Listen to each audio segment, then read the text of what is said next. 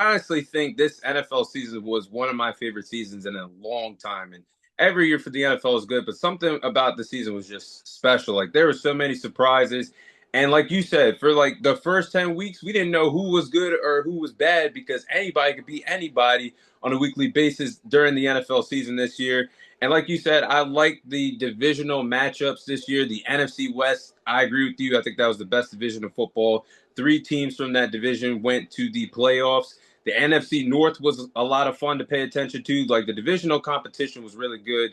And like you said, a lot of divisional play, like the NFC South and the AFC North, those games came down to the final game of the regular season to determine who would get in. And there was like a lot of surprise teams this year, like the Bears, the Patriots, the Jaguars, the Seahawks. Like if I told you Sam Darnold and Drake May would play in the Super Bowl, Man, all the I way would back in August, you would call me insane and delusional. But definitely. even if I told you Lamar Jackson, Patrick Mahomes, and Joe Burrow would all miss the playoffs and Josh Allen was in and still couldn't get to the Super Bowl, you would still call me insane. Like, that's the True. madness of the NFL season. And to your point, too, I felt like the league this year was definitely more balanced. Like previous years, like you could already tell, like, oh, the Chiefs are going. You could already Yep. tell the Eagles will eventually break away from the pack and be a Final Four team in the NFC or a Final Two team in the NFC. Like there were several high power offensive teams, and I know a lot of people rave about, oh, you need an offensive minded head coach to win. Now the trajectory of that is starting to change because there was a lot of high powered defenses, and now Mike McDonald, defensive minded guy, just won a Super Bowl.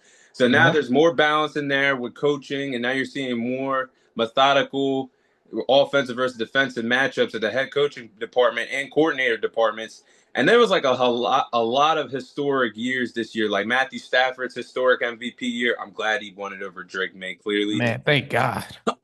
Myles Garrett breaking the all-time sack record, and winning another Defensive Player of the Year award. Like there was a lot of competitive games. I think Sunday Night Football was elite nearly every single Sunday night. Like I remember the Dallas game being there for the Dallas and Green Bay game. Yeah. The Week 1 game between the Ravens and the Bills. Like there were so many controversial games that happened Sunday night. You could also say the Ravens and the Steelers, the final moments of the regular season with the missed field goal. Man. Like it was just so exciting and unpredictable all year long. I really am gonna miss this season, but I think this was definitely one hell of a year for the